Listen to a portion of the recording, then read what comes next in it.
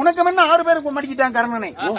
நீ மடிக்கலப்பா, செத்த பாம்பு அடித்தது போல அடித்து விட்டு நான் தான் கர்ணனை கொண்டேன், நான் தான் கர்ணன் கொண்டேன் ஆனா சொல்லிக் கொண்டிருக்கிறாய். சரி மாமா, உனக்கு முன்ன 6 பேர் மடிக்கிட்டாங்கப்பா. சரி ஆகட்டும், சரி ஆகட்டும். எப்படி ஒண்ணு முடிந்தது, மடித்து விட்டோம். ஆகட்டும். ஐயோ